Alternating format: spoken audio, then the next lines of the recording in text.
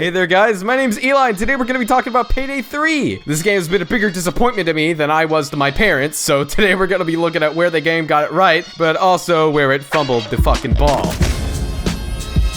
So, I figured I might as well just rip the band-aid off now. Overkill kind of fucked the duck with this one. They decided to make Payday 3 online only, which I guess isn't too big of an issue, or at least it wouldn't have been if the game's servers weren't down 24/7. I actually went and I checked out the Twitter page to see what Overkill had to say about it, and I saw this gem from them. Heisters, we're currently seeing signs of an emerging issue with the matchmaking services in Payday 3. Matchmaking services are recovering and players are returning to the game. 12 seconds later. The recovery has halted and we've had another drop in the service. The team is working on restoring functionality as soon as possible. The game doesn't have very good utility variety or many notable masks. Also, it doesn't have very many maps, but don't worry guys, I'm sure that's coming in the form of 100 plus DLCs that each cost over $10. Speaking of scummy modern gaming practices, Payday 3 released in a buggy, broken mess. Look at me. Turn around, look. I don't know why a new company can just, play test their game first. Maybe they just wanted to fit with the cool kids, I guess. I don't fucking know. Anyways, on to the shit that actually works, I guess. The guns in this game feel great. They have more impact than a fan-made Marvel trailer, punch harder than my stepdad, and oh my lord, the sounds.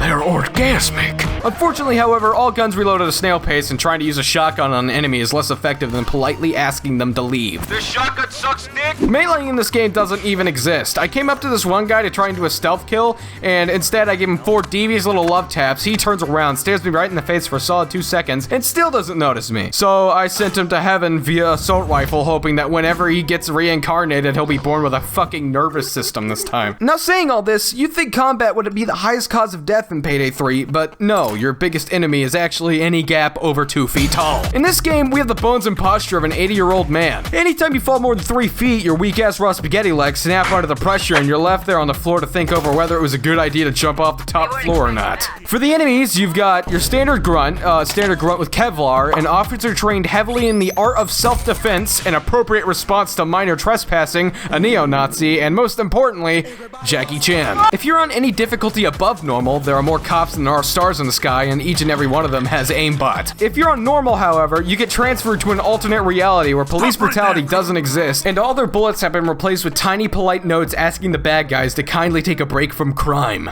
Lotion on my dick right now, I'm just stroking my shit. Payday 3's civilian AI are so dumb that they make the lobotomy patients from the Saints Row reboot look like Isaac fucking Newton by comparison. These AI are nearsighted, farsighted, deaf, lame, and I wouldn't be surprised if a few of them had leprosy too. They come prepackaged with a hearing of a geriatric war vet and have a bigger blind spot in the fucking T-Rexes in Jurassic Park. Now listen, I usually wouldn't complain too much about a game being too easy, but quite frankly, it just doesn't feel right to do this to Helen Keller. Contrary to that, however, the security cameras in this game do seem to be omnipotent, so that's something to look forward to, I guess. Payday 3 systems are nothing to write home about either. In fact, the only person I'm going to be writing about them to is a goddamn exorcist. None of them are great, but only one of them is truly terrible. The fucking safe-cracking minigame. Not only does the game take 5 to 10 business days to crack one of these motherfuckers, but it can just reset you at any moment, forcing you to restart the whole minigame. But the worst part of this minigame, the part that really damns it, is the fact that there is no fucking exit button. Which means that if a cloaker is coming to clap your cheeks at Mach 10 and you're bent over in front of a safe, you're pretty much just fucked. Oh! He's beating my ass! He's beating my ass, guys! Help! Please, help! By the time that you finally open that safe, you've aged 10 years, developed trust issues, and if you decided to do it loud, you've gained the power of severe intestinal bleeding.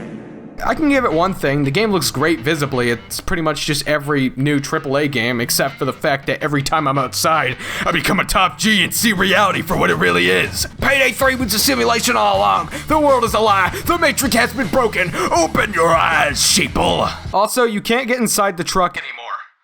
So hey guys, I noticed you watched the whole video, which means that you probably liked it. So if you want to see more things you like, you might want to consider subscribing or something. I don't know. Just a suggestion.